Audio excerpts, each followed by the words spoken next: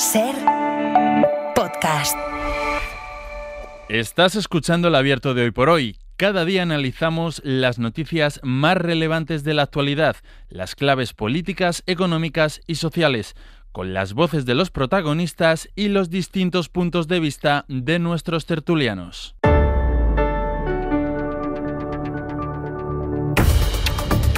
De Abierto del martes 15 de abril que compartimos con Elisa de la Nuez. Hola, Elisa. ¿Qué tal? Buenos días. Con Cristina Monge. Cristina, buenos días. Hola, muy buenos días. Y Gonzalo Velasco. Hola, Gonzalo. Hola, ¿qué tal? En una mañana en la que va a ir cambiando el tiempo, nos decía Adrián Cordero a primera hora de la mañana que va a acabar lloviendo esta tarde, sobre todo en prácticamente toda la península, de un día en el que la figura de Mario Vargas Llosa aparece todavía en la primera página de todos los periódicos, hoy con artículos que recuerdan y trazan su figura, o bueno, alguna novedad como la que cuenta Martín Bianchi esta mañana en El País. Luego a las 11:30 saben que viene Martín, como cada martes, aquí al programa y nos lo va a contar esta noticia que a él le diagnosticaron, a Mario Vargas Llosa, en 2020 una enfermedad incurable. Él lo sabía, lo compartió con su familia y, sin embargo, tomaron la decisión de no hacerlo público. Luego nos lo va a contar Martín a las 11:30. Aunque puestos a destacar algunas de las cosas que están contando esta mañana los periódicos, ya subrayábamos a las 7:30 en la prensa internacional una decisión, es verdad que es otra decisión más de la administración Trump, pero que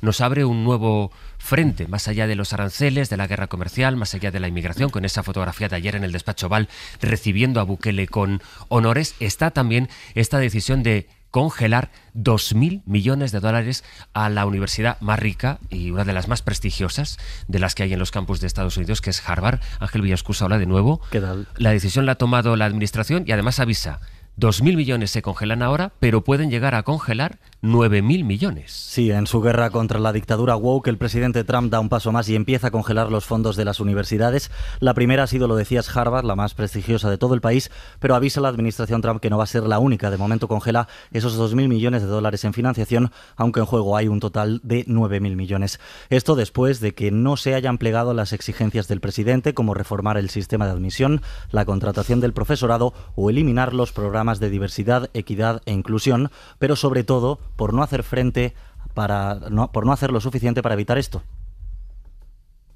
que son las protestas pro-palestinas que en los últimos meses han venido repitiéndose en los campus de todo el país. Protestas que Trump dice son antisemitas. En paralelo, recordemos, la policía estadounidense sigue deteniendo a estudiantes que han participado en estas protestas, sobre todo estudiantes internacionales a los que está ya expulsando del país. La Universidad de Harvard, en un comunicado, dice que no renuncia a su independencia y tampoco a sus derechos constitucionales. Ni Harvard ni ninguna otra universidad privada pueden permitirse esta intervención en la universidad. Dice que la decisión está más allá de la autoridad del gobierno federal y que viola también la Constitución de Estados Unidos. Señala el presidente de Harvard en ese comunicado que ningún gobierno debe de dictar lo que las universidades pueden enseñar, a quién pueden admitir y contratar o las áreas de estudio que pueden llevar a cabo. Ángel, gracias. Nos llamaba mucho la atención, Gonzalo, a las 8 de la mañana destacábamos esta última frase que ahora nos contaba Villascusa del presidente de Harvard, advirtiendo en abril de 2025 contra la injerencia de los gobiernos, sean del signo político que sean, en la libertad de enseñanza, que es verdad que esto puede parecer, desde luego puede parecernos muy lejano, quizá no lo es tanto, que puede ser el conflicto entre una administración y universidades que pertenecen a una élite, y siendo todo eso verdad, nos sitúa sobre la pista de que la siguiente batalla es contra esto que ellos llaman la dictadura woke, de la que creen que las universidades son máximos exponentes, y es contra eso, contra lo que van a ir ahora. Sí, primero cabe celebrar que el presidente de Harvard haya tenido una posición tan firme, porque los presidentes de muchas compañías no han tenido una posición tan clara respecto a las políticas de equidad, inclusión y otra serie de criterios éticos y deontológicos que venían manteniendo en relación a las cuestiones ecológicas, verdes, etcétera, etcétera.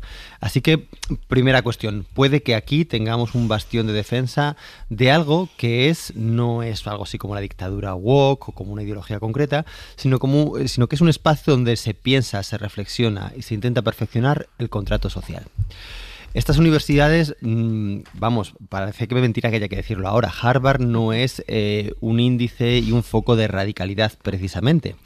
Harvard tiene unos criterios de admisión basados fundamentalmente en criterios elitistas, primero meritocráticos, pero también con la solvencia financiera, con leves mecanismos de corrección para dar lugar y para dar cabida a personas de toda procedencia social, pero leves. Es decir, en términos políticos es una sociedad de centro muy moderado, podríamos decir, ¿no? En términos de admisión.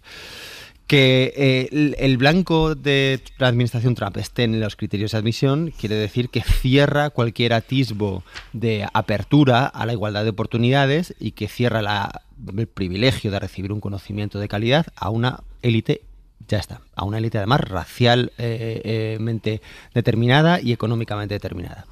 Segundo lugar, en Harvard y en otras universidades de la Ivy League y, bueno, en general de la élite universitaria estadounidense, no se está planteando hoy, casi como en ningún lugar del mundo, una reversión del orden constituido.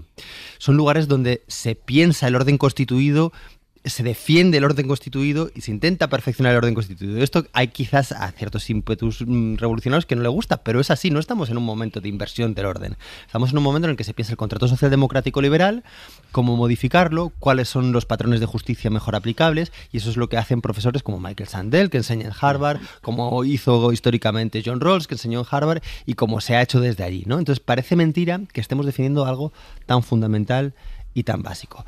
Yo creo, y ojalá no me equivoque, que aquí está pinchando un hueso. No creo que en las universidades vaya a haber una inversión o una retracción como la está viendo en otros sectores económicos.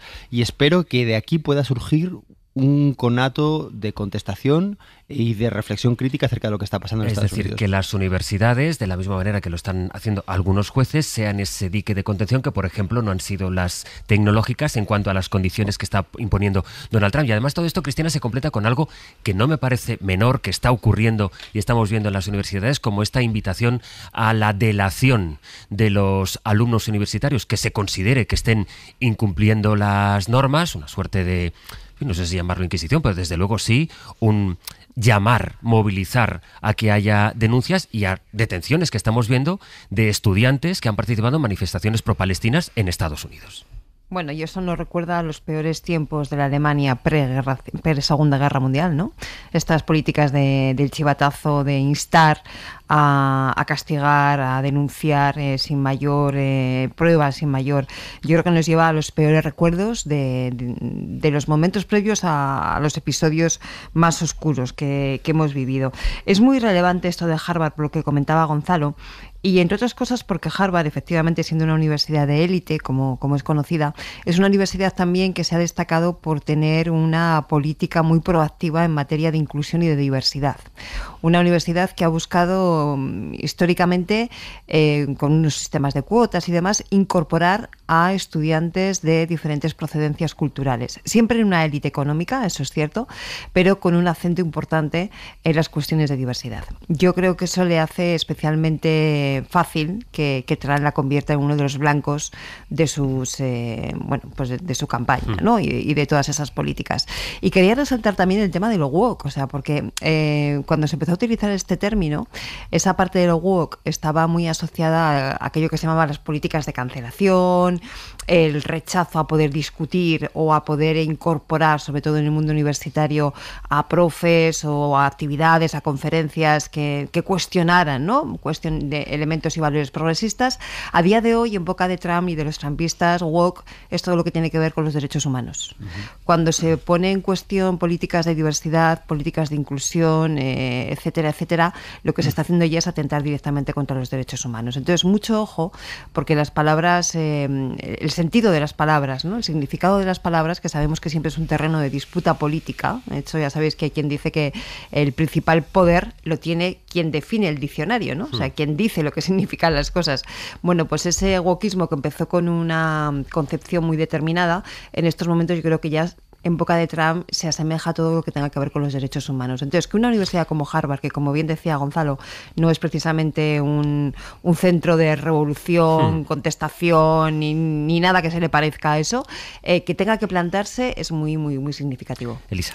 Sí, a mí me gustaría destacar, ya lo habéis dicho vosotros dos, que estamos hablando de una universidad de élite de Estados Unidos, que eso lo primero. Segundo, una cosa que habéis dicho, es verdad que tiene políticas de inclusión, pero son muy, muy limitadas, ¿no? Eso también hay que entenderlo. Aquí se forman básicamente las élites estadounidenses, se forman además mucha gente con mucho dinero, porque hay una cosa que leí hace tiempo y me pareció muy interesante, es que Harvard es ahora menos meritocrática que los años 50, es decir, que era más fácil en los años 50, digamos, llegar a Harvard en base a mérito y capacidad que lo es ahora, o sea que no nos perdamos un poco en eso porque, y claro, que lo coja, digamos, Trump como el ejemplo del wokismo, del progresismo, de lo que sea, es absolutamente surrealista, ¿no? Eso es lo primero que quería decir. Pero por eso porque... lo coge. No, claro, Lisa, claro. Por eso lo coge, claro, porque aunque sea para élites globales, son unas élites globales en los que ellos están planteando criterios de diversidad y de inclusión, ojo, por interés de la gente a la que forma. Bueno, y sobre todo un poco también por postureo, vamos a decirlo así, porque es interesante saber realmente quién entra en Harvard, ¿no? O sea, más allá de que luego tengas tu cuota para determinadas minorías. Pero bueno, dicho eso, que lo que es efectivamente surrealista es que este sea el gran enemigo a batir, sea una universidad privada de élite, ¿no? Y esto llama la atención. Las otras cosas que habéis comentado, pues hombre, son también fascinantes, ¿no? La invitación a delatar a tus propios alumnos porque participan en protestas que no te gustan. Es todo tan disruptivo que realmente cuesta pensar que estamos, como decías tú esta mañana, en abril del 2025 estamos hablando de esto. Pero sí quería también apuntar una cosa, que es esta resistencia. Yo no tengo tanta confianza como tú, Gonzalo. Yo ya he oído esta mañana, precisamente te lo he oído a ti, José Luis, cuando venía, que ya los de Columbia han dicho, hombre, bueno, pues si hay que... Sí, Columbia ha acatado los requisitos. Claro, quiero decir que esto de ser el único que te opone, si no hay un grupo, si de verdad no hay un movimiento de más universidades en contra de esto, como sea, digamos, de uno en uno, lo normal es que acabes capitulando, sí, ¿no? o porque tienen mucha autonomía financiera en el caso Exacto. de Harvard y pueden demostrarlo. Exacto. Yo, si me permite, José Luis, yo quería añadir una cuestión que creo que es relevante respecto a esto de lo woke. Las universidades son los lugares donde se determina, la sociedad civil determina de una manera autónoma qué significa producir conocimiento, qué ciencia se hace, qué reflexión es necesario enfatizar, qué debates es necesario abrir, y juegan un papel fundamental en todo ello. Que la administración ideológicamente determinada dirija qué conocimiento se puede producir y qué conocimiento no se puede producir, no es una cuestión circunstancial acerca del ingreso en las universidades y de las políticas woke en la admisión. Es una cuestión crucial para la existencia misma de la democracia. Y segundo lugar, fijaos, hace unas semanas, estaba revisándolo ahora, el 6 de abril, en el periódico Cataluña, leía una crónica que decía que, bueno, que el carácter tan izquierdista de las universidades públicas españolas está empujando a muchas familias a que matriculasen a sus hijos en universidades privadas aquí en España, ¿no? Y se aludía, por ejemplo, a colegas míos como Luis Orriols o Pablo Simón, también colaboradores de esta casa, como emblemas de ese izquierdismo. Bien, cuidado, porque tenemos un panorama universitario muy distinto al universitario estadounidense. Aquí precisamente las privadas no son, digamos, donde se produce conocimiento, son las públicas, pero el discurso es parecido. La defensa del contrato social, de la reflexión acerca de la igualdad de oportunidades, de la reflexión acerca de los criterios de equidad, de la justicia, de la justicia intergeneracional, de la justicia ambiental, se está convirtiendo no en algo neutro, es decir, en una manera de profundizar, insisto mucho en ello, en nuestro contrato social, sino como algo ideológico. Y esto es un error, no podemos dejar pasar esto. Porque quienes hacemos universidad no nos posicionamos, pocos los hay, pero son pocos los que se posicionan en una izquierda radical o en una derecha ultranza. Nos posicionamos en una reflexión libre y diversa sobre qué significa estar en esta sociedad e intentar que esta sociedad sea más justa. Cuidado con este discurso porque es la traslación de la crítica a lo woke a España. Y cuidado que esto está pasando. Sí, yo lo que y quería... esa impugnación del pensamiento... Voy con Elisa y luego tú, Cristina. Elisa. No, que yo, hay una cosa también en relación con lo que dice Gonzalo, tú estás hablando sobre todo de un debate más social, ¿no? O más sociológico o de politólogos, pero yo pienso en el debate científico, que es lo que viene detrás. Es decir, esto, claro, efectivamente, lo que puede venir detrás de esta, digamos, ataque a este pensamiento o este debate libre en las universidades es el propio pensamiento científico, que esto es el fundamento, además de la prosperidad. Pero eso, permite, Elisa, es que eso no viene, eso ya se está produciendo. Ya se está produciendo. Es decir, que los científicos que advierten de algo como el calentamiento global, hoy por cierto, esta madrugada se han publicado los datos de Copérnico 2024, el año otra vez confirmado ya con todos los datos, el más querido. Cada vez que sale un científico del CSIC, de donde sea, a advertir de eso, de esa evidencia a la que ellos llegan a través de los datos, reciben amenazas que en algunos casos son, en fin, amenazas muy, muy graves. Es decir, esto no es una distopía de... No, hay algunas de estas cosas que ya se están produciendo, de la misma manera que el panorama que estamos retratando. Sí, hoy proponemos el asunto de Harvard porque efectivamente no parece que Harvard sea un nido de bolcheviques. Y es quien Donald Trump ha puesto en la diana. Y además se producen delaciones, deportaciones, detenciones por protestar en manifestaciones pro-Palestina. Esto ya está ocurriendo. Sí, no, yo lo que quería terminar era con que empiezas, digamos, con la parte más fácil, entre comillas, que es el debate social, lo que ha dicho Gonzalo, pero es que acabas efectivamente con el fundamento de la ciencia, ¿no? Que es al final esa capacidad de debatir, de abrir, de investigar, y claro, si cortas eso, estás cortando algo que es fundamental para la prosperidad de cualquier país y que ha sido fundamental para la prosperidad de Estados Unidos, que son sus universidades. Esto me parece absolutamente llamativo, ¿no? Concluyo contigo, Cristina. Es que forma parte de lo mismo.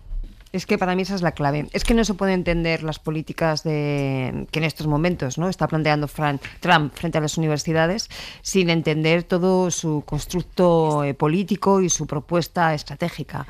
Las universidades son centros de pensamiento, son centros de libertad, son centros de polémica, como tienen que ser, de discrepancias, como tienen que ser, de esa permanente reflexión en torno a esto que decía Gonzalo del contrato social, donde también está lo científico. Yo creo que tenemos que incorporar toda la parte del conocimiento como un todo, en ese sentido, y por lo tanto sería extraño que un Trump que le está intentando plantar cara a los principales derechos democráticos e, insisto, a los derechos humanos, sería extraño que no tuviera también una política ofensiva contra lo que es la universidad en sí. Y yo insisto en esa idea. Claro que Columbia ha dicho que acata, y alguna otra también ya, más pequeñas, menos conocidas, y efectivamente también va a depender mucho de la autonomía financiera, que es diferente, ya sabemos, el sistema de Estados Unidos al nuestro, pero sobre todo es que por mucho que Harvard sea probablemente la universidad más elitista del mundo, hace gala de una serie de criterios, hace gala de una serie de atributos, que porque sea elitista no quiere decir que no los defienda, este tipo de criterios, que van absolutamente en contra de lo que el trumpismo está defendiendo.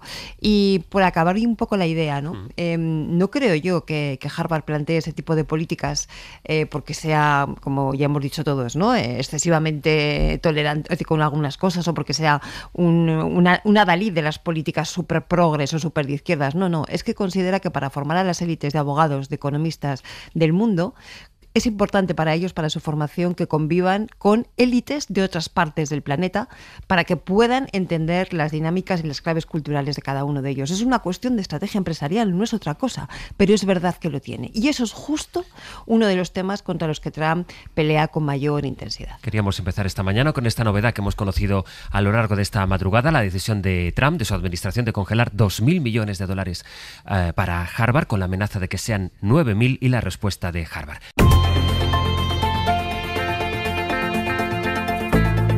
El Abierto. Ser Podcast. Mañana de martes 15 de abril que compartimos en Hoy por Hoy con Gonzalo Velasco, con Cristina Monge y con Elisa de la Nuez, y saludamos a esta hora de la mañana en Radio Valencia a nuestro compañero Juan Magraner. Hola, Juan. Hola, Sastre, bon día. Bon día, que ayer estuviste pendiente en la Ciutat de la Justícia de esa declaración que se alargó, la verdad, más de lo que se preveía en principio, de Pilar Bernabé, la delegada del Gobierno, que comparecía como testigo, por tanto con obligación de decir verdad ante la magistrada de Catarroja, que está investigando la gestión de la Dana y por qué, sobre todo por qué se envió tan tarde la alerta a los teléfonos móviles, aquella tarde, a las 8:11, con un argumento primero central, diría Juan, de la delegada del Gobierno, cuando dijo que ella ya pidió a la Generalitat Valenciana que se movilizara a la UME, y lo pidió a las 12, es decir, 8 horas antes de que llegara la alerta a los teléfonos móviles. El titular es contundente. Pídeme la UME, por favor, dijo ayer Bernabé en la sala, que le dijo a Salomé Pradas en varias ocasiones, y que eso no ocurrió hasta horas después, y además con, vamos a decirlo así, error de por medio, porque en un primer correo a eso de las 3 de la tarde, faltaban unos minutos para las 3 de la tarde, la primera vez que se pide la UME, se pide la desmovilización de la UME. Luego hubo que cambiar ese correo y redactarlo correctamente y pedir la movilización. En cualquier caso, a esa ahora ya la UME ya estaba movilizada, pero esa frase, ese titular, ese pídeme la UME, por favor, ya a las 12 del mediodía, cuando había un desaparecido, resume prácticamente el grueso de la declaración ayer de Bernabé en uno de los pilares fundamentales, el de que se debía de haber actuado antes, y lo dijo así a la salida. Si el CECOPI se hubiera celebrado como mínimo esa misma mañana, nada más se decretó la alerta roja, pues probablemente hubiesen cambiado muchísimas cosas. Otro cuento hubiera sido el que estaríamos ahora, y también habría sido otro el cuento, y es el segundo pilar de la declaración de Bernabé, si finalmente se hubiera desbordado la presa de Forata. Si se hubiera desbordado la presa de Forata, estaríamos hablando de una catástrofe muchísimo mayor, y ahí estaban todos los ojos durante la tarde, y esa es la razón por la que, en principio, la Confederación Hidrográfica del Júcar no informó de viva voz en esa reunión del CECOPI de lo que estaba ocurriendo en el Barranco del Pollo. En todo caso, la delegada explicó ayer que desde el mediodía estaba activada la alerta y que, por tanto, había dos sistemas, uno vía APP, a través del móvil, y otro a través de correos electrónicos que se envían automáticamente, que daban cada cierto tiempo, cada 15 minutos más o menos, la situación en el Barranco del Pollo, y que eso no lo estaba controlando nadie, y apuntaba a los responsables de la emergencia, evidentemente. Lo que admite, por tanto, la delegada del Gobierno es que en el CECOPI no se habló de la evolución del Barranco del Pollo hasta que a las 7 de la tarde es la alcaldesa de Paiporta la que la llama a ella directamente, a Pilar Bernabé, y le advierte de la situación que empieza a ser crítica ya en Paiporta. Y esta respuesta que ahora nos cuenta Juan, de la delegada del Gobierno, cuando dice: no se habló, no se verbalizó la situación del Barranco del Pollo hasta las 7 de la tarde, aunque estaban los correos electrónicos, estaba la aplicación, y una de las cosas que también dijo es que estaba dado el aviso desde las 12 del mediodía y, por tanto, según la delegada del Gobierno, corresponde a la Generalitat la vigilancia de los barrancos. Sin embargo, el hecho de que ayer reconociera ante la jueza que no se verbalizó la situación del Barranco del Pollo es a lo que se agarra Carlos Mazón, porque dice que no se informó suficientemente del Barranco del Pollo, y aquí es cuando entran los dos argumentos de una parte y de otra, digamos, en discusión, a pesar de que la delegada del Gobierno insiste en que las alertas estaban, los correos estaban y había un aviso activo que nadie desactivó desde las 12. Esto en cuanto al Barranco del Pollo. Luego hay otra cosa, Juan, que estamos contando también esta mañana, y es que en un momento de las preguntas que se le hacen ayer en ese interrogatorio a Bernabé, el abogado de la Salomé Pradas, de la consejera que está, exconsejera ya, que está imputada, admite que había un mando único y que ese mando único estaba bajo la tutela de su defendida, de Salomé Pradas. Sí, se llama Eduardo Urbano, es el abogado, como dices, de Salomé Pradas, y no hay más que acudir al textual, al literal de cómo realizó la pregunta. Le preguntó a Bernabé: ¿es verdad que el mando único pertenece a la Generalitat, pero había una codirección? Es decir, él asume directamente, el abogado de Salomé Pradas, que eso del mando único y la responsabilidad compartida, como que no, que existe un mando único. Y es Bernabé la que le responde que, efectivamente, que eso hubiera sido así si se hubiera reunido el comité de dirección para coordinar las acciones, pero no se reunió ni ese ni ninguno de los comités que establece el plan de inundaciones de la Generalitat, y por tanto era la Generalitat la que tenía el mando. Y añadió, y eso también lo dijo ayer la delegada a la salida de su declaración, que que 2 veces se desconectó a las personas que, como ella, estaban conectadas por vía telemática, a la Confederación Hidrográfica del Júcar, a la propia delegada del Gobierno. Si ella hubiera estado tomando las decisiones a la limón con Salomé Pradas, no hubieran desconectado, primero para pensar qué hacer, esa fue la primera vez que se funde a negro, a las 6 de la tarde, y la segunda pasadas las 7:30 para ver cómo se redactaba el mensaje que finalmente se enviaría tarde,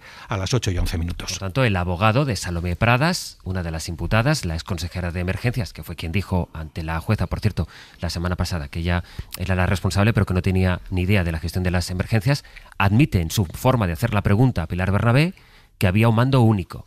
La tesis que tiene la defensa de Salomé Pradas es: sí, pero la dirección era compartida. Lo que el Gobierno discute, en la medida que, hombre, si fuera compartida, no te hubieras ido a negro y hubieras dejado a una de las partes que, según tú, forma parte de la toma de decisiones, una hora en negro y aislada de lo que se estaba discutiendo en el CECOPI. Y hay una última cosa: tanto se alargó, Juan, la declaración de Pilar Bernabé, esas 7 horas, que Vicent Monbó, que es otra persona clave, el presidente de la Diputación, aquel que dijo en el CECOPI: mandad la alerta de una puta vez, se tuvo que aplazar. No sabemos qué día será, ¿no? No lo sabemos. Echó el día Mompó ayer en la Ciudad de la Justicia, estaba citado a las 12:30, llegó a las 11 y ya te digo, estuvo allí hasta que la jueza decidió que aplazaba. La cosa tuvo su historia también porque hubo un receso en la declaración de Bernabé antes de las 2, un receso de 15 minutos, llevaban desde las 10 menos 20 encerrados y no habían salido para nada, y justo antes de ese receso ya habían pedido algunas de las partes la suspensión de la declaración de Mompó, pero la jueza dijo en un principio que no. Claro, en ese momento todavía quedaban más o menos 12 abogados por preguntar a Bernabé. La cosa se alargó y al final, bueno, pues no sé yo si decir que se impuso el sentido común o el peso del tiempo.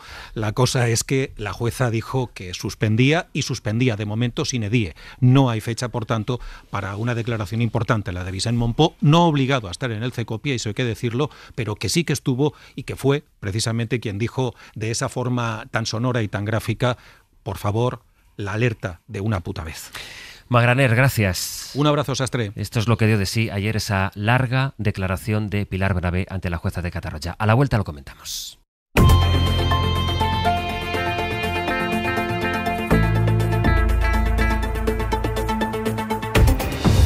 A partir, Elisa, de lo que nos contaba nuestro compañero Magraner desde Valencia, de lo que, recordemos, esto no es un juicio, estamos en una fase de instrucción que consiste en que hay una jueza, la jueza de Catarroja en este caso, que está recabando toda la información disponible para a partir de ahí acabar con unas conclusiones, practicar al final unas diligencias. Y hay una estrategia de defensa, parece claro, de lo que vimos el viernes, tanto de Salomé Pradas como de Emilio Argüeso, que fue su número 2, de elevar o tirar hacia un lado o hacia otro las responsabilidades, es decir, o del gobierno central o bien de los técnicos, ¿no?, en los que ellos se apoyan. Y ayer Pilar Bernabé, en esa pregunta que le hizo el abogado de Salomé Pradas, admite que hay un mando único y discute que hubiera una responsabilidad compartida.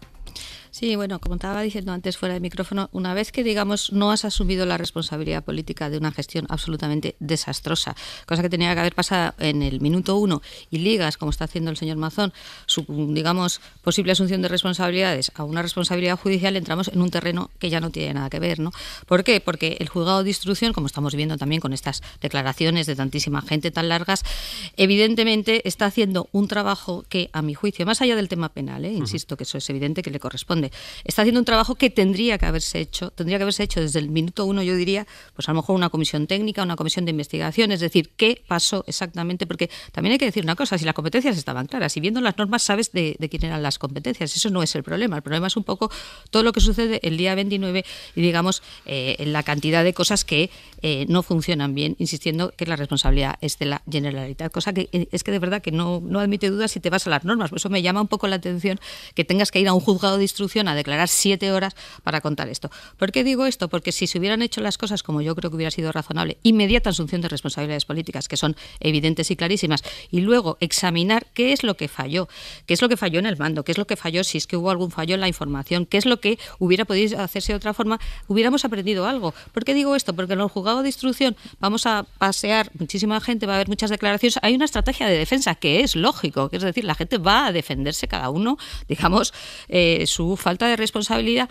Hay muchísimos abogados y al final lo que saldrá o no, ya veremos, es una posible causa penal, pues me imagino que contra el señor Mazón o alguien más, pero no vamos a aprender lo que necesitaríamos aprender, que es qué es lo que salió mal, qué se podía haber hecho mejor, cómo podemos mejorar en el futuro, porque de verdad es que claro, dices, bueno, si al final condenan al señor Mazón, imaginemos que no va a ser pasado mañana, eso también hay que entenderlo, porque como bien dices, es un juzgado de instrucción, ya veremos después en un juicio penal, ya veremos después. Quiero decir, creo yo lo que sería fundamental para la gente, bueno, tú eres valenciano, es primero entender qué pasó y por qué salieron las cosas tan horriblemente mal, segundo, que no vuelvan a pasar, y tercero, que alguien responda por eso, que la responsabilidad, a mi juicio, la primera es la política, que además hay una responsabilidad penal, bueno, pero no con un señor, digamos, que siga al frente de la Generalitat, es que esto lo he dicho muchas veces, a mí eso me parece una cosa absolutamente surrealista, y claro, veremos muchos vericuetos en el juzgado de instrucción, como es lógico, declaraciones, unos serán contradictorios, unos dirán, otros no sé qué, los abogados, como es lógico, defenderán a sus clientes. O sea, va a haber un barullo, para entendernos, que yo no sé si al final de todo esto vamos a tener más claro, para entendernos, qué es lo que pasó el día 29 y sobre todo qué es lo que se pudo hacer mejor, porque es que de verdad, si no sacamos esas conclusiones, pues que al final el señor Mazón se vaya a la cárcel, si esto vuelve a pasar dentro de 5 años, esto realmente es lo que se busca, y a mí me llama muchísimo la atención como jurista, porque de verdad, lo he dicho también aquí, nosotros hicimos un estudio, nosotros es la Fundación y Derecho, para ver quién tenía competencias el día 29, y eso es una cosa que se saca directamente de las normas, de los propios planes que tiene la Generalitat. No necesitas una instrucción para saber eso, ¿vale?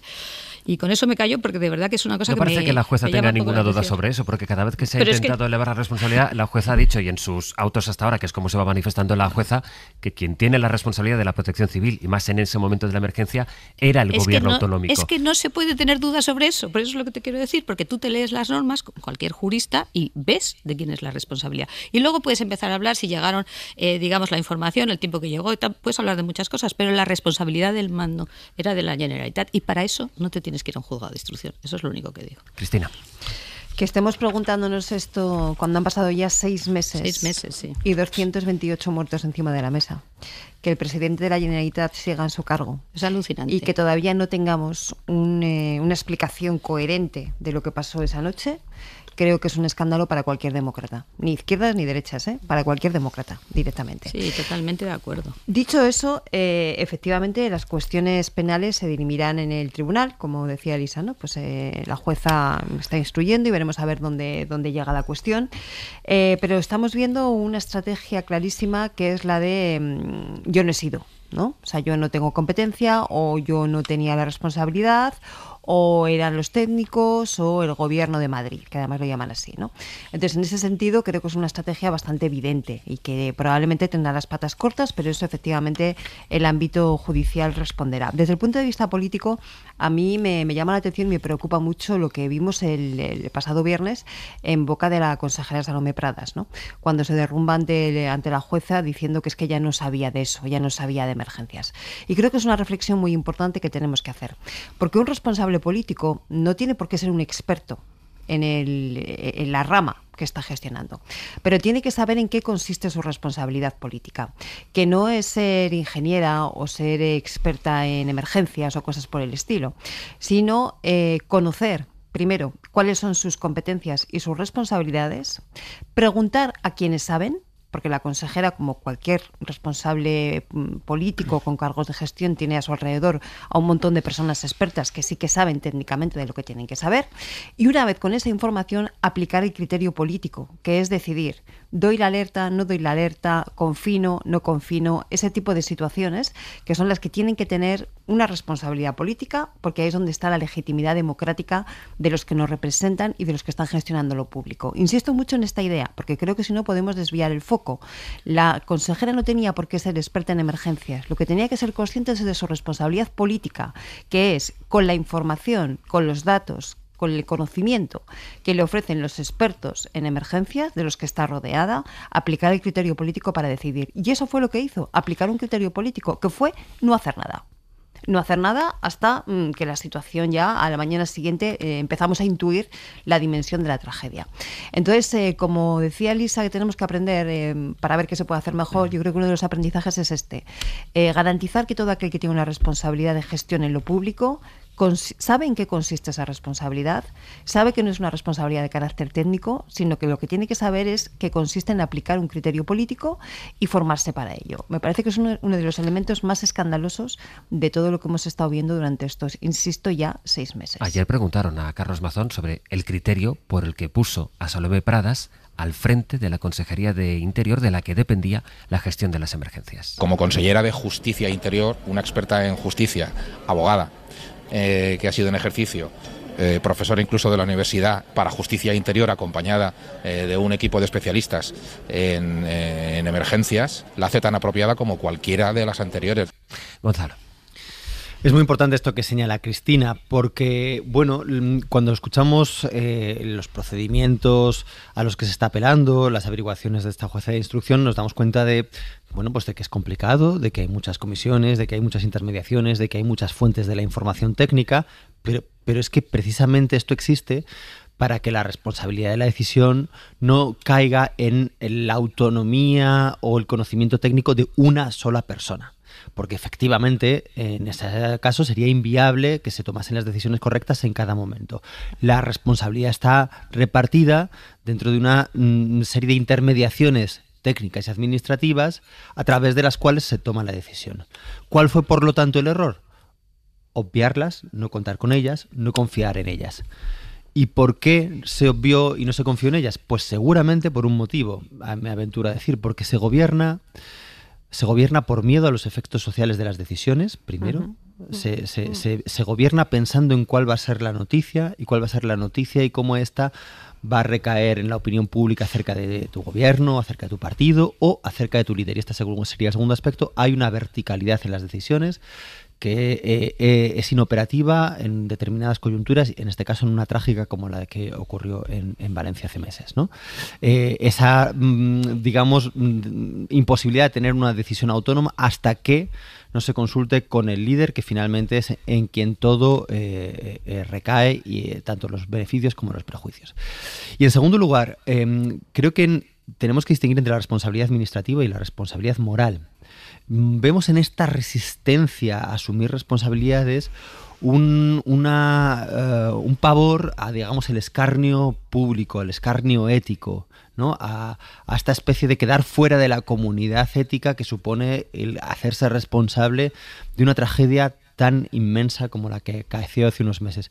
Bueno, es que la responsabilidad administrativa no es la responsabilidad ética. Uno puede asumir, efectivamente, había una serie de mecanismos, no supimos activarlos como era necesario, por lo tanto es mi deber retirarme y ya está. Pero cuando uno obvia esto, es cuando realmente está enfatizando su responsabilidad moral, está moralizando un asunto que era en realidad administrativo y técnico.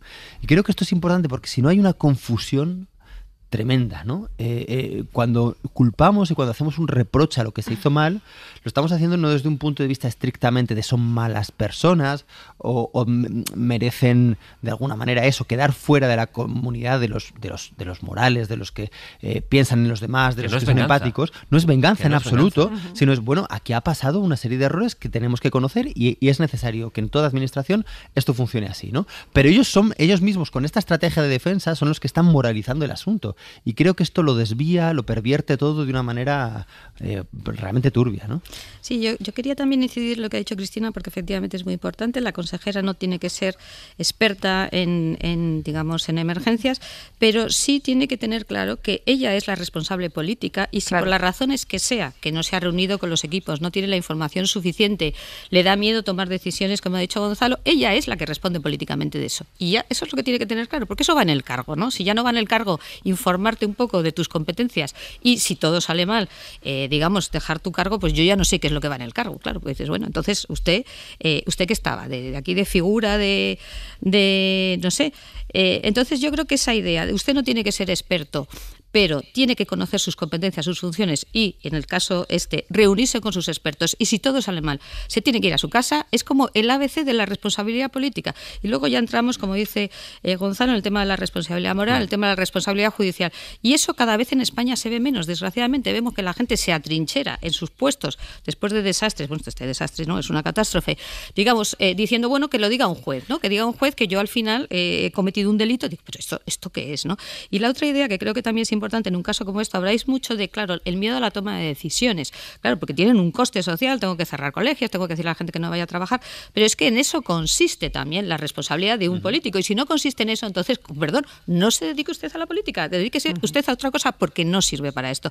Y esto es lo que vemos cada vez más, desgraciadamente, en nuestra clase política, que queremos la parte buena, pero la parte de asunción de responsabilidades, de toma de decisiones, que son costosas o pueden serlo, eso no.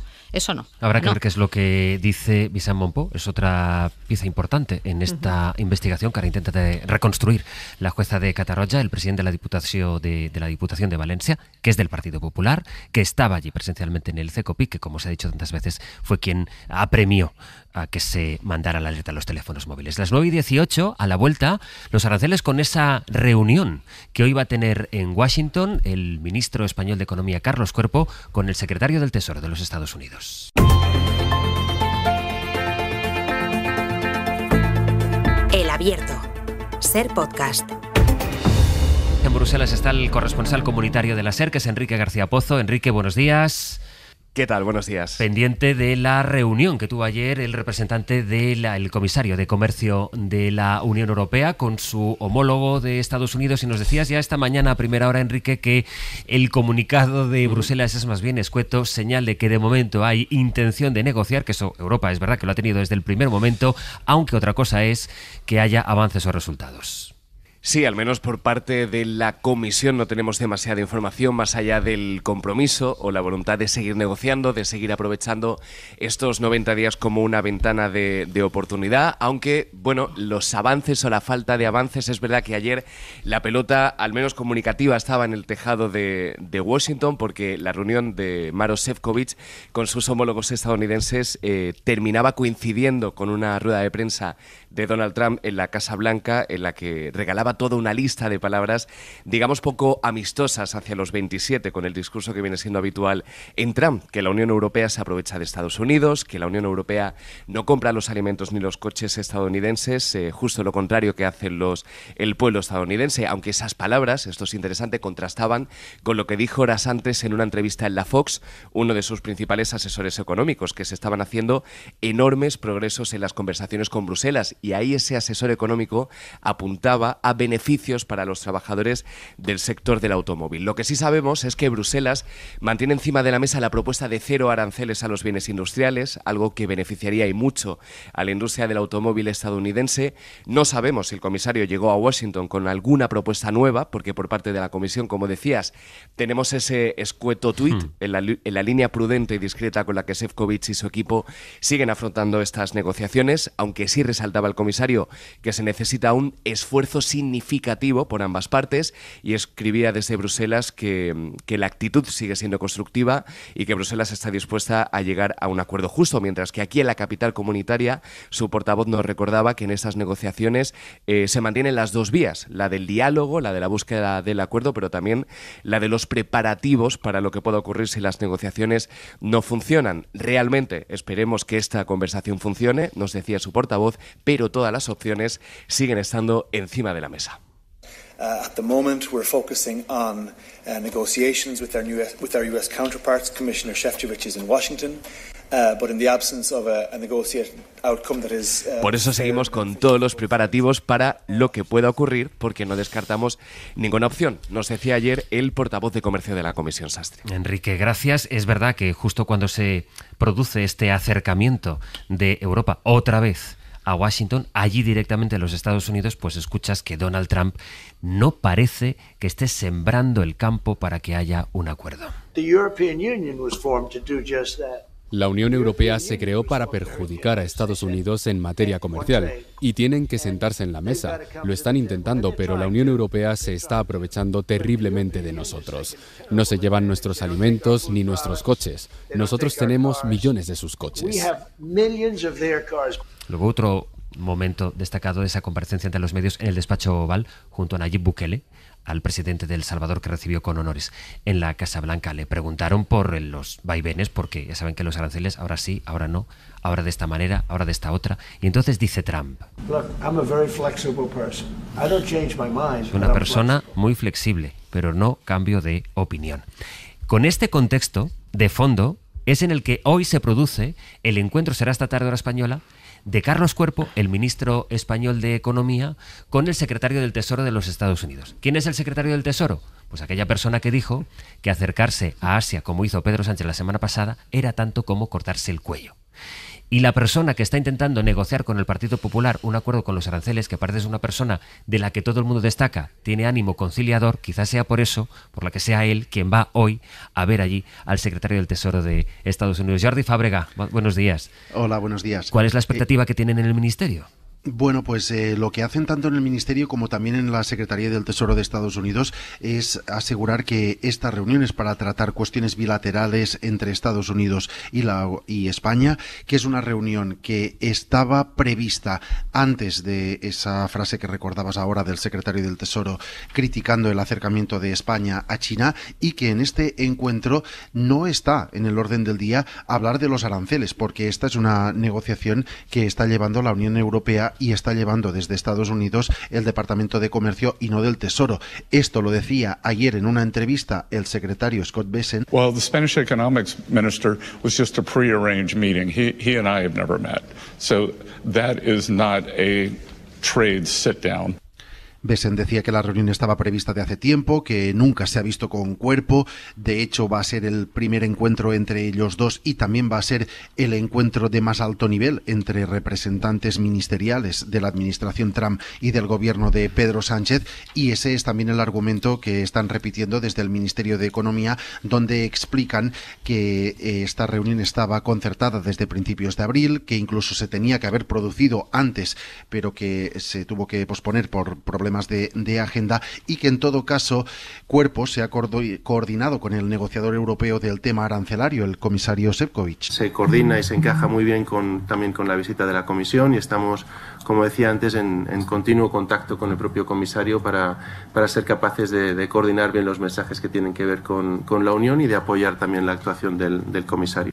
En todo caso, este encuentro sí que tiene que servir para tender puentes entre el gobierno Sánchez y la administración Trump, y también para tender puentes entre Estados Unidos y la Unión Europea en este momento de negociaciones sobre las maneras de evitar la subida de aranceles. Hay que recordar además que esta reunión va a ser el último punto en la agenda de Cuerpo, que empezará el día viéndose con empresas de Estados Unidos que tienen intereses en España. O sea que se ve Cuerpo con el responsable, con su homólogo de Estados Unidos, pero en principio no van a hablar de los aranceles. Es como no hablar del elefante cuando todo el mundo está viendo el elefante, ¿no?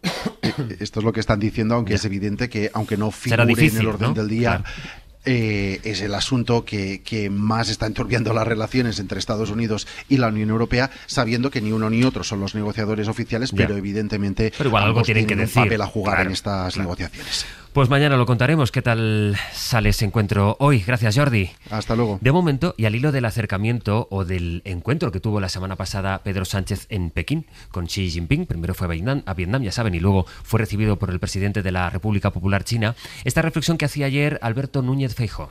Sobre el viaje a China no tenemos ninguna información, solamente reiteramos que nos parece una imprudencia y esperemos además no tener razón. Esperemos que la administración norteamericana no considere este viaje como una provocación, que en mi opinión ese riesgo existe y es un riesgo real. Cristina, ¿qué opciones hay de que esta reunión, la de hoy, la que tiene el responsable, el comisario de Comercio de la Unión Europea, acaben derivando en un acercamiento y en evitar lo que ya llegó a aplicar Trump, aunque luego tuvo que rectificar? Bueno, veremos, no tenemos la bola de cristal, ¿eh? Por lo tanto no podemos menos jugar con Trump. y menos con Trump, efectivamente. Eso sería ya ser kamikaze. Si siempre se ha arriesgado vaticinar, eso ya sería efectivamente ser kamikazes. Pero sí que tenemos algunas pistas que creo que debemos ir siguiendo, ¿no? Que conste que en este tipo de relaciones internacionales, y sobre todo en momentos tan delicados como este, una cosa es lo que los que están hablando hablan, y otra cosa es lo que se nos cuenta. Y no lo digo con un tono crítico, o sea, yo defiendo que tiene que haber conversaciones en discreción hasta que llegue el punto de madurez suficiente como para poder hacerlas públicas, ¿no? Lo que sí que digo es que una vez que se haga pública lo que sea, pues que se explique el proceso, pero efectivamente, mientras tanto, discreción, ¿no? Ahora bien, yo me estoy preguntando cada vez más, y lo hago a raíz de un artículo que Bernardo de Miguel publicaba el fin de semana pasado en El País sobre la estrategia de la Unión Europea a la hora de negociar, ¿no? Él planteaba, y coincido con él, que la cautela es más que comprensible. De hecho, yo creo que nadie cuestiona la cautela en las negociaciones, pero que sin embargo, fíjate, él utilizaba una expresión muy bonita que decía la amilanada pasividad con la que la Unión Europea está respondiendo al presidente de Estados Unidos, ¿no? Es decir, estamos ante un mandatario que tiene muchos objetivos. Ya sabéis que yo he defendido más de una vez aquí que no estamos ante un loco, sino ante alguien que tiene una estrategia política determinada. Una de ellas consiste en hacer valer, ¿no?, o en mostrar al mundo esa necesidad de que él él es el gendarme y que por tanto todo el mundo tiene que ir a rendirle pleitesía, ¿no? Bueno, la forma más gráfica ya sabéis que fue la famosa expresión aquella, ¿no? De todos vienen aquí a besarme el culo. Bueno, pues una forma clarísima de decir yo sigo siendo el rey y me tenéis que venir aquí a rendir pleitesía. ¿Se puede negociar solamente con cautela ante una situación con alguien así al mando? Insisto, no cuestiono la cautela. Lo que digo es si además de la cautela no debería haber una posición más firme, porque si no parece que estamos dando por hecho que esto es la normalidad. Parece que estamos dando por hecho que las cosas van a ser así y las estamos naturalizando. Con lo cual yo ahí me cuestiono un poco la estrategia que se está siguiendo.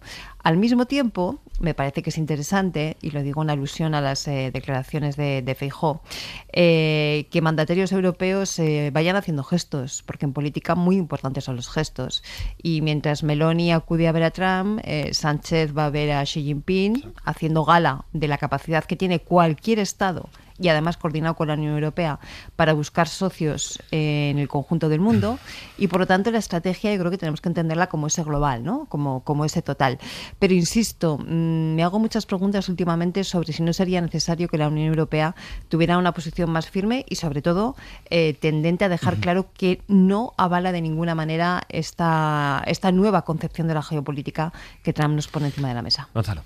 Sí, puede que sea un efecto de contingencias de la agenda, pero me parece que el resultado es un acierto. Es un acierto que Carlos Cuerpo vaya a Estados Unidos, aunque sea a hablar con el secretario del Tesoro y no con el de Comercio, pero justo después de que vaya Šefčovič, el comisario de Comercio de la Unión Europea, y justo después de que Pedro Sánchez se haya ido a China, porque si estamos hablando de negociar con Estados Unidos, la baza sobre la mesa es tener buenas relaciones con China. Claro. No puedes ir a negociar, no hay nada que negociar con Estados Unidos, sino solamente es plegarse a sus designios.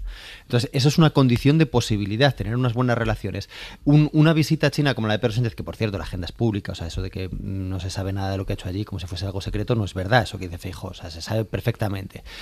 Se puede leer, digamos, a corto plazo en los acuerdos comerciales que ha suscrito allí para ciertos sectores estratégicos, para la balanza comercial española, pero también es un gesto importante a nivel simbólico, porque es uno de los principales primeros ministros de la Unión Europea, que además, bueno, pues es el presidente y en cierta manera todavía uno de los representantes simbólicos del mundo hispanohablante, y está yendo a China para de alguna manera representar también o en coordinación con toda la Unión Europea. Yo creo que en ese sentido precisamente la visita a Estados Unidos no es solamente eso de que dice Feijóo, que parece, ¿no?, como ese miedo que se tiene hacia el señor, no se vaya a enfadar.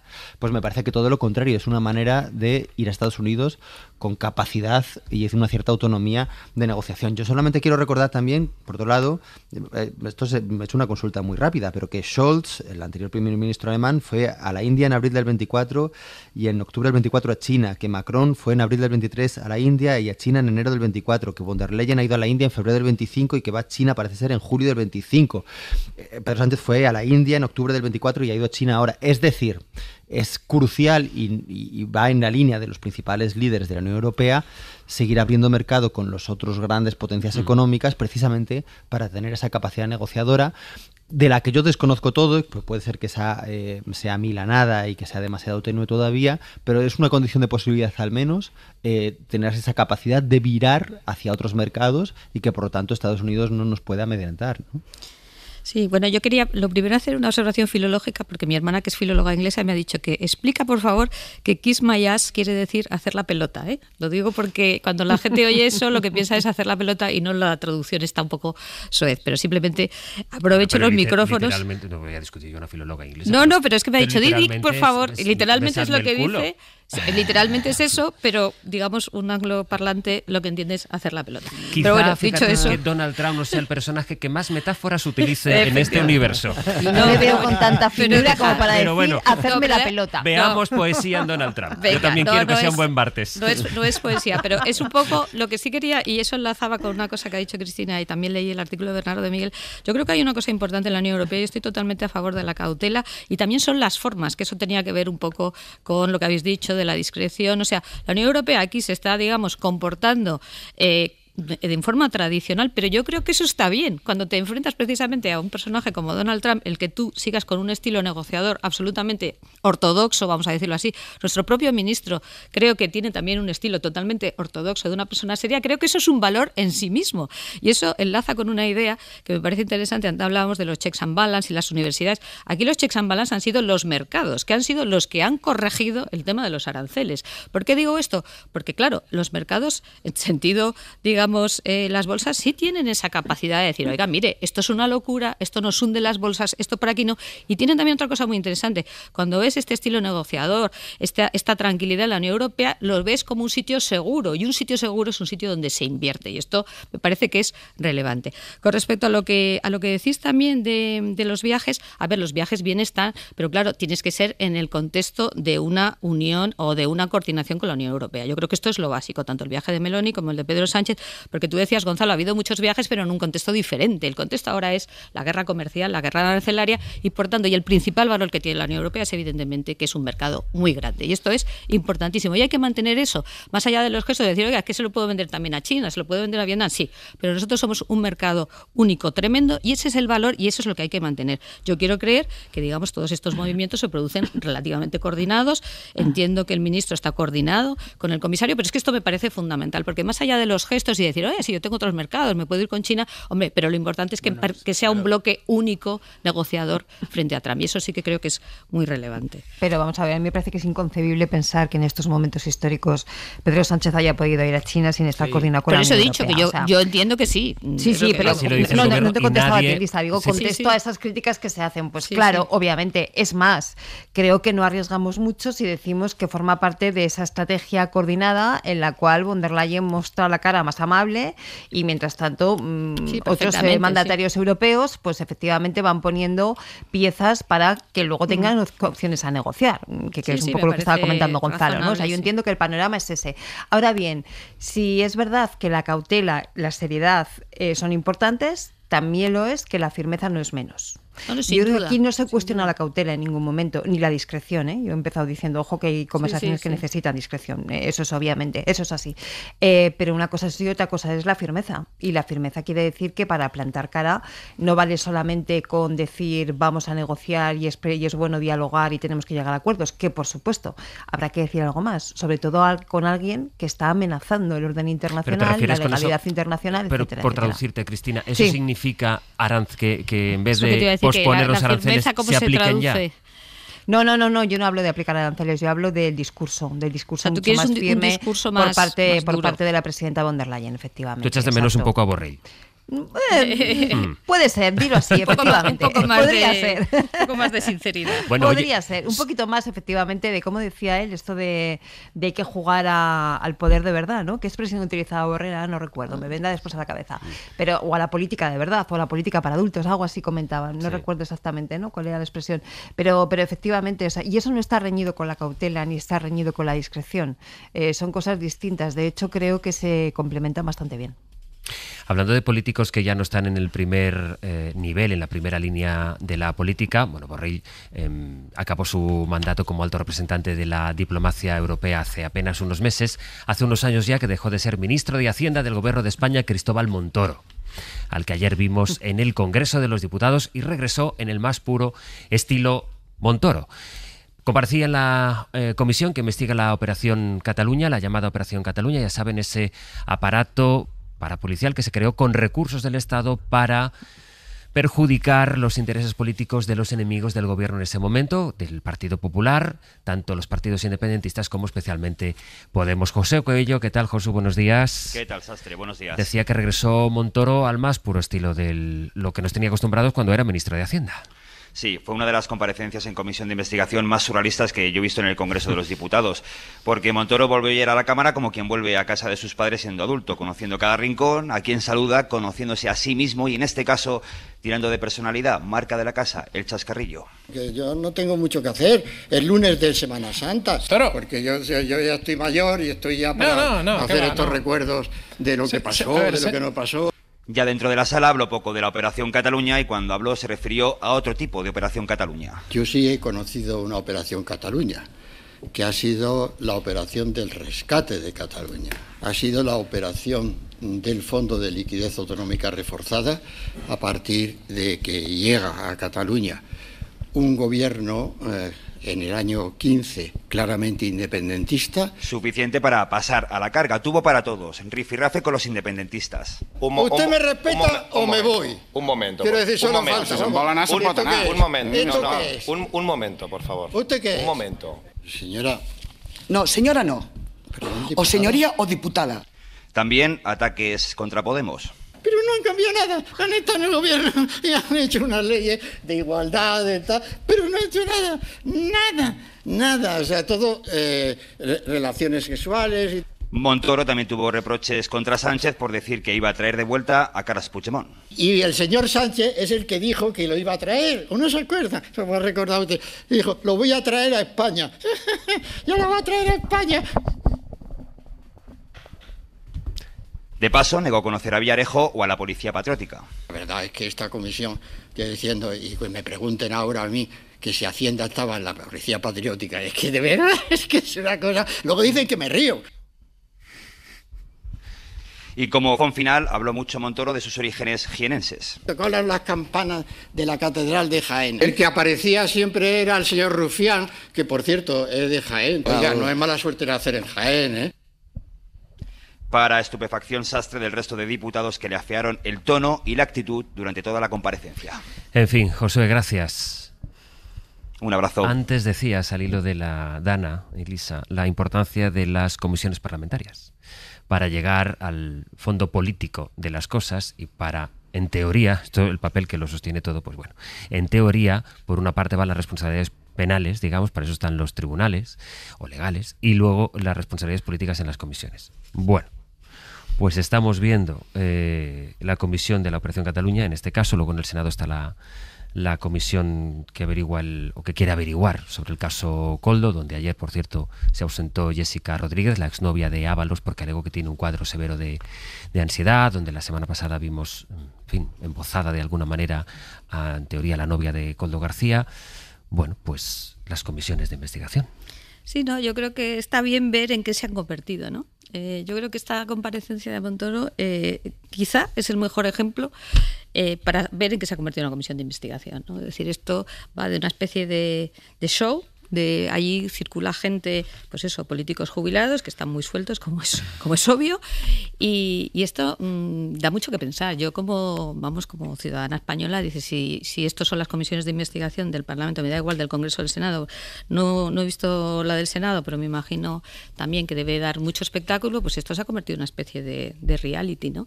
Y la verdad es que da mucho que pensar, y realmente quizá esa es la explicación por la cual no tenemos, después de que pasan estas, digamos, cosas gravísimas, también la Policía Patriótica, no tenemos al final ningún tipo de, más allá de lo que puedan investigar los jueces, no ya de responsabilidad política, sino de diagnóstico de esto para que no vuelva a pasar, para que no tenemos nada de eso, pero yo es que ya me callo porque creo que escuchar a Montoro ya te dice todo lo que tienes que saber sobre una comisión de investigación en este momento en España. Sí, escuchar a Montoro, aparte de que es doloroso, Marta ha tenido que hacer un ejercicio, yo creo, brillante para bajar los agudos, ¿no?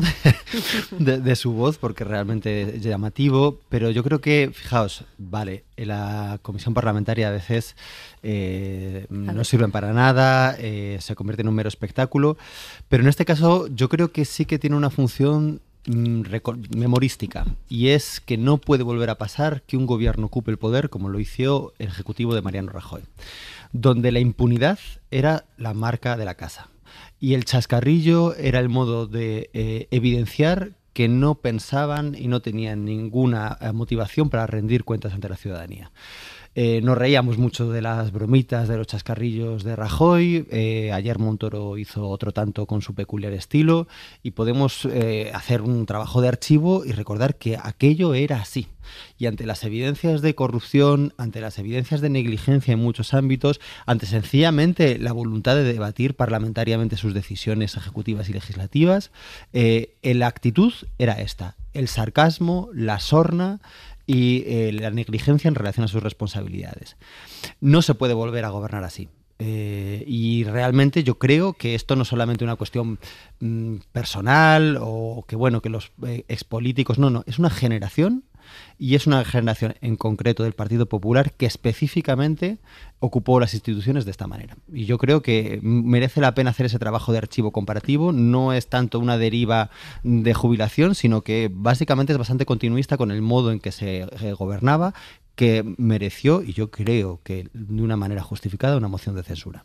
Cristina. Y además creo que hay que perimetrarlo bien, porque no todos los que comparecen en una comisión de investigación tienen la falta de respeto institucional que vimos ayer con el señor Montoro, ni todos los del Partido Popular, ni todos los que comparecen, ni todas las comisiones de investigación. Yo cada vez creo que es más importante que delimitemos bien y que fijemos bien exactamente dónde están los problemas. Ha habido comisiones de investigación en este país que han sido absolutamente imprescindibles desde el punto de vista democrático. Estoy pensando ahora mismo, por ejemplo, la del 11M, donde pudimos ver y escuchar muchos testimonios que probablemente de otra manera hubiera sido muy difícil, ¿no? Y que nos ayudó a entender lo que había pasado allí. Otra cosa es que esas comisiones se usen de forma debida. Por cierto, también que se modifiquen algunos aspectos de su reglamento para que sean más útiles y que no puedan pasar cosas como las que vimos ayer. Pero a mí también me parece muy interesante escuchar esa comparecencia del señor Montoro, porque dice mucho de él. Dice mucho de cómo considera las instituciones, cuál es su falta de respeto, lo vimos clarísimamente ayer. Dice mucho de sus valoraciones políticas, refiriéndose a un grupo, en el caso de Podemos, diciendo que no habían hecho nada más que tener relaciones sexuales entre ellos y cosas así, ¿no? O sea, ¿cómo es posible que alguien que ha sido ministro de este país en sede parlamentaria sea capaz de soltar semejantes lindezas? Bueno, pues bienvenidas sean las cámaras y la transparencia para que el conjunto de la ciudadanía podamos verlo. Sí, no, yo quiero discrepar un poco porque habéis dicho esto es de la generación anterior. No sé qué deciros en absoluto, ¿eh? O sea, podríamos poner muchos ejemplos de la generación actual donde, digamos, este tipo de formas absolutamente no institucionales, que se está refiriendo a las formas y con razón, están bastante difundidas, no solo en sede de comisiones de investigación, en cualquier sitio, ¿no? La alegría con la que se habla desde posiciones institucionales de una forma, por así decirlo, no sé si chascarrillo o barriabajera y tal, la estamos viendo todos los días y, por ejemplo, en redes sociales se ve continuamente de cargos públicos de una generación posterior. Ojalá que fuera solo la generación anterior y ojalá que fuera solo el Partido Popular. Eso no es verdad. Con respecto a las comisiones de investigación, pues yo me temo que efectivamente algunas han sido útiles, pero las que estamos viviendo y sobre todo en las últimas legislaturas, no.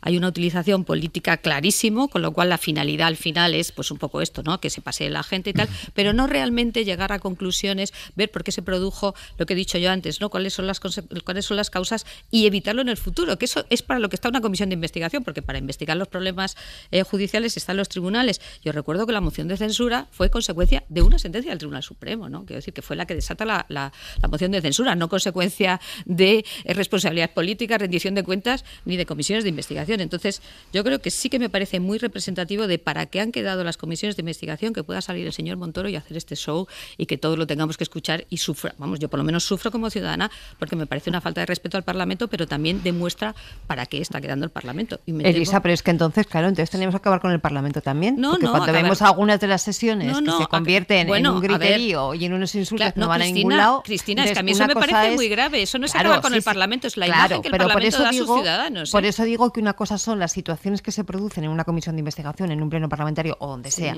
que no están para eso, y eso es lo que hay que denunciar. Nombres, apellidos, comparecencias concretas con días concretos. Y otra cosa es que eso nos lleve a cuestionar la utilidad de las comisiones de investigación, que yo coincido contigo en que necesitarían reformas para que fueran más útiles. Creo que tal y como están no les estamos sacando todo el rendimiento que deberíamos. Yo creo que también es una cuestión de cultura política, no solo de reglamentos y de normas. O sea, cuando tú hablas de los debates en el Parlamento, tú puedes poner todas las normas y todos los reglamentos. Si la cultura política que tenemos en este momento es esto rifirrafe, lo estamos viendo cada vez que vengo los miércoles, sufro las sesiones de control. Claro. Y cómo funcionan, eso no es un problema de voy a modificar la norma, es un problema de qué tipo de cultura política estamos creando. Lo que pasa es que la norma lo que tiene que hacer es acotar al máximo posible la posibilidad de que al máximo posible que esa cultura política que tú dices se pueda manifestar. Entonces la norma, como tú sabes mucho mejor que yo, efectivamente lo que tiene que hacer es acotar esa posibilidad y cuando salta, castigarla. Y bueno, no discrepo nada de lo que se dice, pero sí que quiero incidir en una cosa. No nos olvidemos de cuál era el objetivo de la comisión de investigación de ayer. Y es investigar las evidencias crecientes y bastante firmes en que hubo una persecución y una vigilancia a un partido político legítimo por parte del Ministerio del Interior y del Gobierno. Y las formas y los chascarrillos y los exabruptos de este señor ocultan qué es lo que se está investigando, que es realmente grave, ¿no?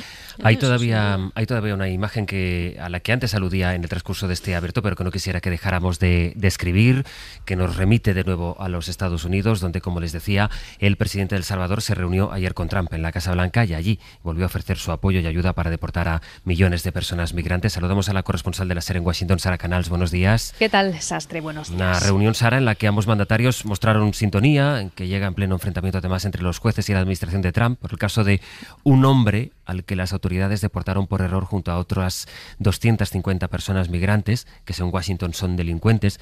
Es muy reveladora la historia de este hombre porque él solo está representando muy a su pesar los efectos de esta administración de Trump, porque son personas que han acabado como él, encerrados en el CECOT, es esa mega prisión de Bukele creada, Sara, específicamente para pandilleros. Pues ha sido una reunión donde hemos visto una buena sintonía a todos los niveles, pero sobre todo en el tema que tanto les une, que es la política migratoria, y donde Donald Trump no solo le ha agradecido la construcción de esta megaprisión que Bukele tiene a disposición de la Casa Blanca, sino que le ha invitado a construir más. This massive complex that he built, jail complex. I said, can you build some more of them, please? Y tanto Bukele como Trump han rechazado sacar de esa megacárcel al padre salvadoreño, residente en Maryland, Abrego García, y expulsado por un error administrativo y que ha admitido la propia Casa Blanca. Y a pesar también de que el Tribunal Supremo pidiera hace unos días que le devolvieran a Estados Unidos. Así se ha justificado el presidente Bukele. Of course, I'm not going to do it. It's like, I mean, the question is preposterous. How can I smuggle a terrorist into the United States? Por supuesto que no lo voy a hacer. La pregunta es ridícula. ¿Cómo voy a devolver a un terrorista a Estados Unidos?, afirmaba Bukele ante Trump y su gabinete en el despacho Oval. A García, por cierto, la Casa Blanca le acusa de estar vinculado con la pandilla Mara Salvatrucha, a pesar de no haber sido acusado por ningún delito relacionado con esta banda. El gobierno, de hecho, ha sido incapaz hasta ahora de presentar ninguna prueba. Y luego, a escasos metros del despacho Oval, mientras se producía esta reunión bilateral, la esposa de Abrego García exigía su libertad, acompañada de varios seguidores y de este sacerdote, el padre Michael, muy cercano a la familia. Un mes lo han tenido allí y la familia no ha sabido ni que estuviera vivo. No confiamos en los gobiernos, estamos haciendo todo esto para que cumplan. Que denunciaba que con este caso lo que buscaban Trump y Bukele es propagar el pánico entre comunidades como la suya. Yo nunca he visto este nivel de miedo. Nunca en mi vida. La gente tiene miedo de mandar a sus niños a la escuela, de colaborar con la policía si hay un crimen, de subirse a los autobuses. Pero por ahora, Sastre, Abrego continúa encarcelado y no hay señales de que su situación vaya a cambiar. Y un caso que se podría además convertir en la cara visible de la crueldad y la brutalidad con la que la administración de Trump está deportando de forma masiva. Sara, gracias. A vosotros.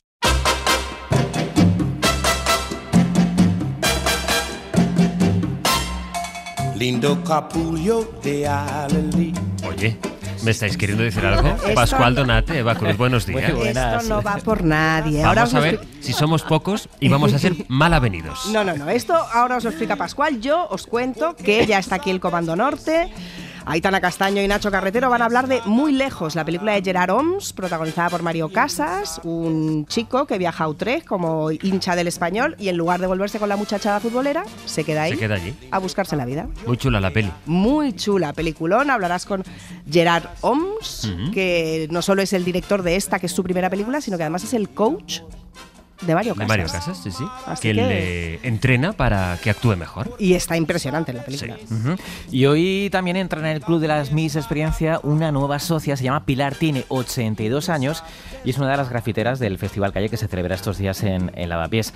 Tiene una historia muy curiosa y además está en cierta medida ligada a la SER porque esta mujer, oye, ojo, atención a ver cómo dejes las mesas ahora, fue supervisora durante mucho tiempo de la limpieza de Radio Madrid. O sea, que ella era la que pasaba la prueba de Vamos a ir ordenando ya. Sí. Y nada, y si suena Nat King Cole de fondo es porque Eduardo Barba viene más floreado que nunca y hoy nos va a contar todo sobre lo que hay que saber en torno a alelíes y vincas. Y además, ojo a los oyentes, a los amantes de la jardinería, porque abrimos teléfono 900-100-800 para que le planteen a Eduardo cualquier duda. 900-100-800. Y terminamos como todos los martes, pero distinto de cualquier martes, porque Martín Bianchi ha sacado una exclusiva interesantísima y muy tierna sobre los últimos años de Mario Vargas Llosa con una enfermedad que le diagnosticaron hace 5 años y cuenta pues a qué ha dedicado estos últimos 5 años de su vida. Cuenta cómo lo llevó el diagnóstico y cómo decidió con sus hijos guardar el secreto y no contarlo hasta que finalmente, pues Martín lo ha contado, lo explicará también aquí a partir de las 11:30. En estos segundos que me quedan, esa frase que no te salía de Borrell, Cristina, que ya la tienes. Ya la tengo. Y decía, Europa está en peligro ya de aprender a hablar el lenguaje del poder. Pues dicha, citada la frase, Elisa de la Nuez, Cristina Monge, Gonzalo Velasco, que descanséis estos días. Igualmente. Menos tú, Cristina, que a ti te he citado el viernes, ¿eh? Yo, si tú me dices ven, lo dejo todo. Así me gusta. Adiós. Para no perderte ningún episodio, síguenos en la aplicación o la web de la SER, Podium Podcast o tu plataforma de audio favorita.